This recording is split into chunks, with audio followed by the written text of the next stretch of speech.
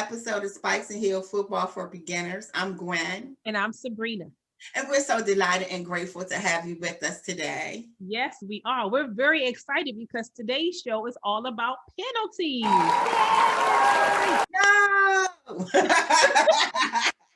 Do you ever see the referee come out and start announcing penalties and making funny motions with his hands?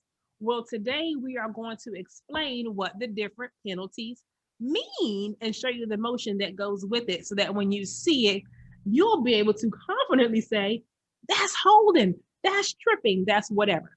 So that's what we're going to do. Pass interception, one of my favorites. What's your favorite? Pass interception. Passing interference. Pass interference. Okay, we're going to talk about that too. All right. So what penalty should we start with? We're going to talk about 10, so get ready. Okay. Which one would you like to start with, Sabrina? Let's do holding. Got it.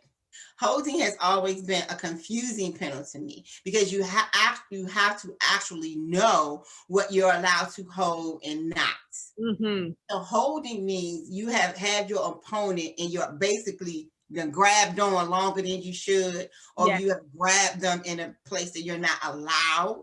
Or you can't hold them down if you're a lineman. You can't just hold them and they're on the ground flailing trying to get up. Exactly. You can't do Exactly. that. So, Beanie, show them the motion for holding. Okay, so if you see the referee walk out and do this, he's grabbing his wrist like Janet Jackson with the Rhythm Nation. Holding. Yes. And this is the motion for holding. Okay. Yeah. Next up is face mask. You are not allowed to grab anybody's face mask and pull, tug, or nut. You can inadvertently touch it because there's a lot of motion and running on the field. Mm-hmm. So if you inadvertently touch it, you're not supposed to, they'll give you 5 yards. Mm-hmm. But if you grab it and pull or tug, mm-hmm. First of all, it could cause a serious injury to the player. And second of all, it's just not allowed. Mm-hmm. And you get 15 yards because that is a face mask. If they inadvertently touch it, 5 yards. If they grab it and pull or twist, 15 yards. So Gwen, I think you were doing it in the midst of your explanation anyway, but show them what the face mask penalty looks like. This is putting on an imaginary mask. They go to face mask, mm-hmm. and then they'll point. That's another thing. You'll always know who the penalty's on based on where they are in the field. So the ref will point to the side. So if the defense is on the right and the offense is on the left, if it's on the defense, they're going to point in a direction where the team is positioned. Mm-hmm. So if they go face mask, defense, you know. Or they'll say face mask. As offense. And they're usually called the number of the person that committed the foul. Okay, next up, we're going to talk about something called intentional grounding. Okay, so imagine the quarterback has the ball and the people from the defense are barreling down on him. They're about to get him. And there's nobody around the quarterback for him to throw the ball to. And now he's like panicking. And he just throws the ball on the ground and there's none of his players with him nearby. They're going to call intentional grounding, meaning he intentionally threw the ball on the ground. There was none of his from getting sacked. Right. There's nobody near him. He just got scared and panicked and threw the ball down. He intentionally grounded the ball. So Gwen, show us the motion for intentional grounding. Like you just throwing the ball to the ground. Intentional grounding. Like a waka. Yes, okay. That's intentional grounding. So, Beanie, next up is delay a game. Okay, delay a game. So basically, between each play, you get 40 seconds to prepare for and begin to execute the next play. If you take longer than 40 seconds to do so, they're going to say that you're delaying the game. You run out of time to start the next play. So they're going to call a delay of game against your offense, against your team. You're taking too long, basically. Mm-hmm. Okay. And the signal for delaying the game is very simple. They go like this. Yep. That's delay a game. Why that the signal? I don't know. Because to me, I would be like this.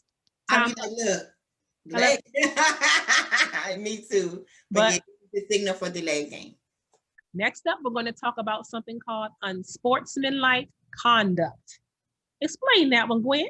Okay, unsportsmanlike conduct can be confused sometimes with personal foul.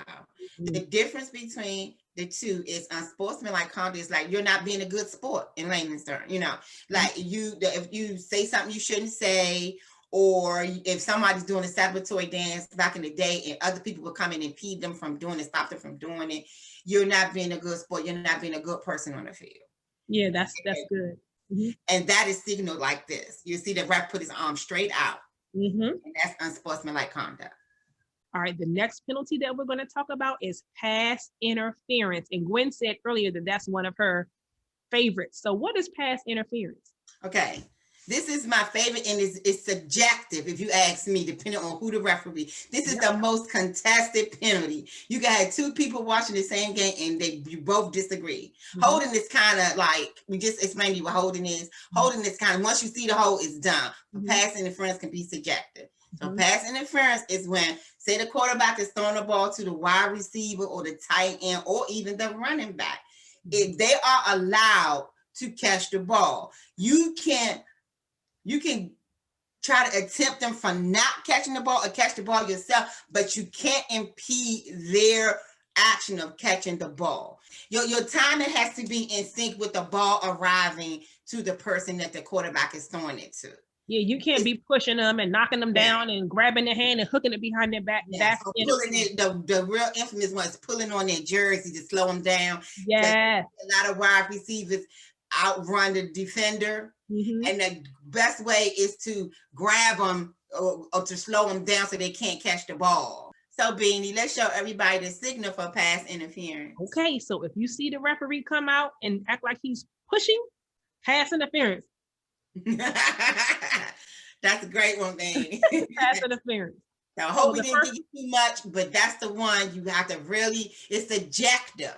Yeah, somebody like Gwen and I could be watching the same game and I could say, that was pass interference. Gwen would say, no, it wasn't. He was defending. That was a good call. It happens every game. Every game, you're going to see one or maybe two calls like this because it happens. Which is why I said in another video that you may or may not have seen that the position I would not want to play is cornerback, because the cornerback is the one that would be trying to run where the wide receiver's running. He's shadowing him. And if he touches him a little too long, or if they think he pulled on his jersey a little too much, pass interference.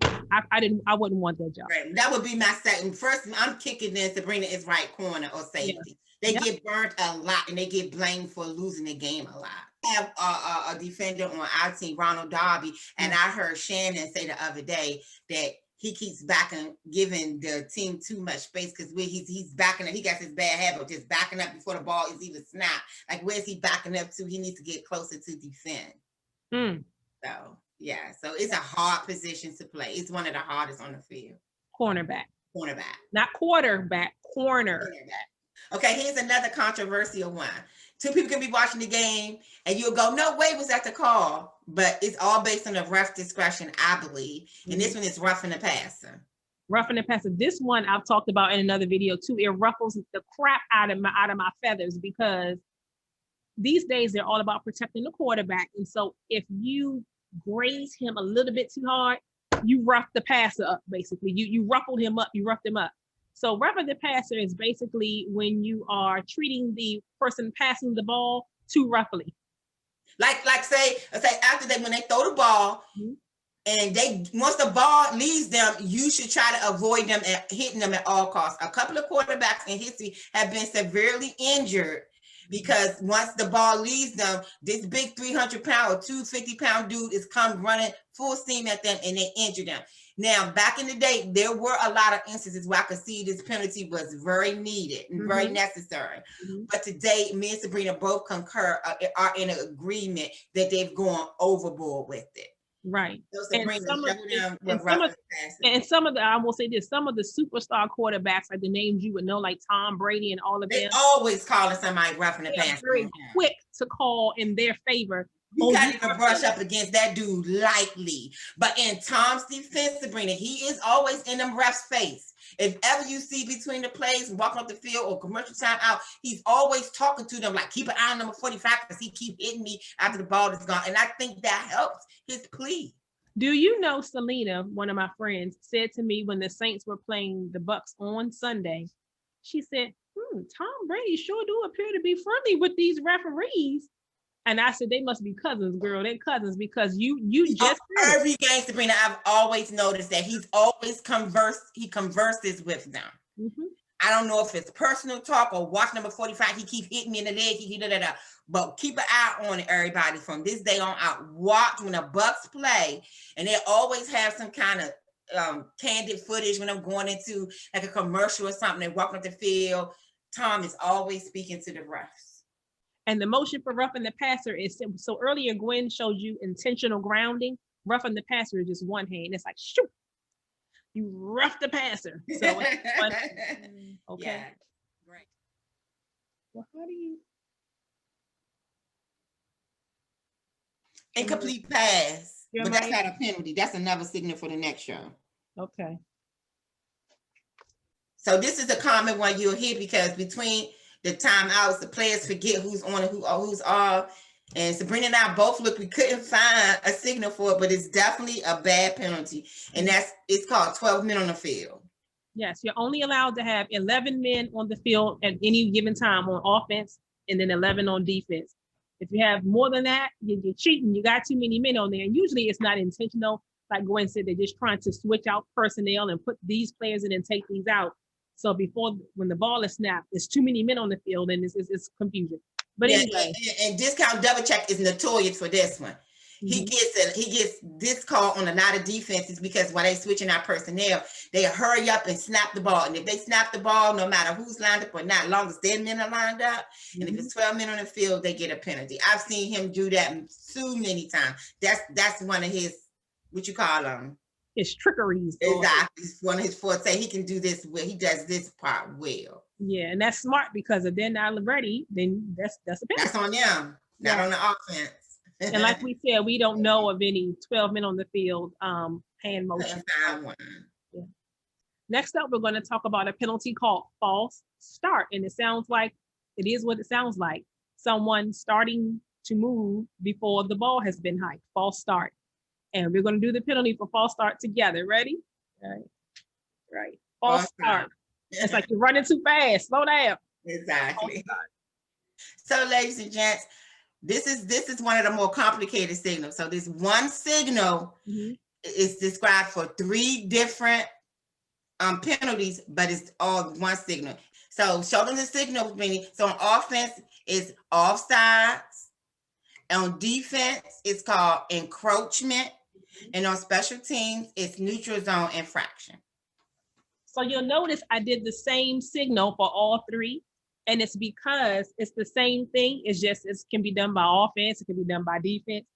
And it's just if they jump or go across the line when they're about to hike the ball before the ball is hiked. So if it's on the offense, it's offsides. It's on the defense. Encroachment. Or neutral zone infraction could be special teams or defense. So this signal can be combined with other signals to explain to you what the actual penalty was. And the signal is personal foul. Okay. It's just what it is. You personally did something to one person that you weren't supposed to do. So you can hear them say, let's do one, Sabrina, for roughing the passer. You ready? Okay. What the ref did. He said personal foul, roughing the passer, defense number 99. There you go. Oh God. Oh no.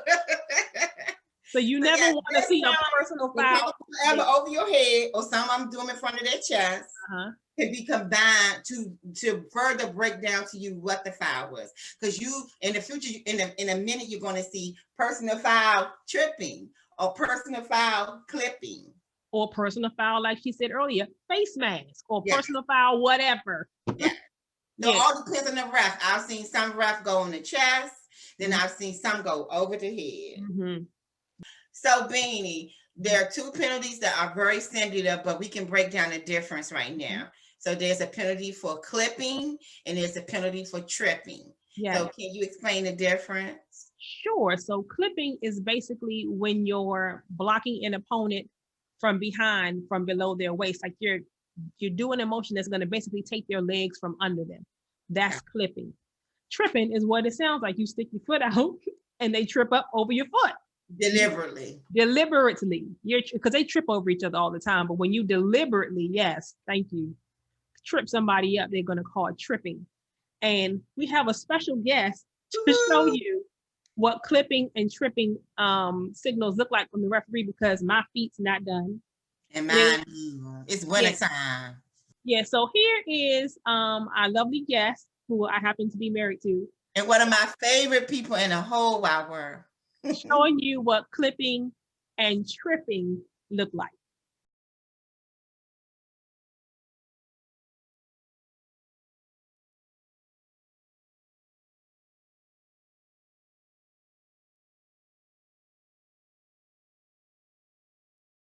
Next to last is a penalty called illegal motion, and Gwen is going to break that down for us.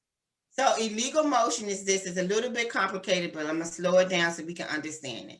So remember from the earlier tutorial, one person can move parallel to the line in motion, but that's the only person. So if someone else moves towards the line, other than this person, remember, nobody moves towards the line. The one person needs to move parallel to the line. If someone else moves, that's an illegal motion. So here's the signal for illegal motion. It's just one line. Then it's something I just remember. This is illegal shift. The same thing, but two people moved on the line that was supposed to. So this is for one person. This is for more than one person. Go ahead, breaking it down for the people. Go ahead. Getting deep with the people situation. So lastly, we come to the one you never want to see. Never that your team happens. Yeah.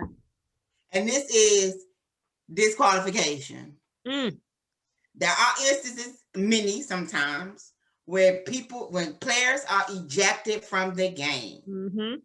Usually it's two, sometimes it could be just one. Now you had to do something very severe, like throw a punch, spit. I've seen people spit on people, yeah. Throw a punch on people. Kick somebody in while they down. Fighting, just period. And this one is very simple. Let's do it together, Sabrina. 1, 2, 3. You're out of there.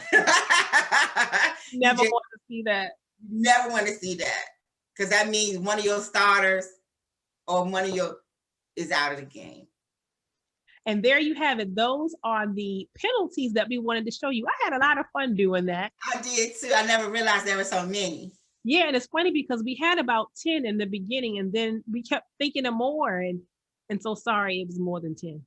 Don't worry about it. It's very informative. And I think what we should do next, Sabrina, is show them the signals for some of the good stuff. Like touchdown, field goal, safety, all of it. Because there are signals that aren't penalties. You have to know when you see the ref wind his arm up like this, what that means. Timeouts. You have to know what all of those things mean. So yeah, so we'll be able to get them together for you for next week. Yeah, next week it'll be the good stuff, not the bad stuff. Correct. All right, so that's it for today. I'm Sabrina. And I'm Gwen. Stay safe, stay blessed, love someone.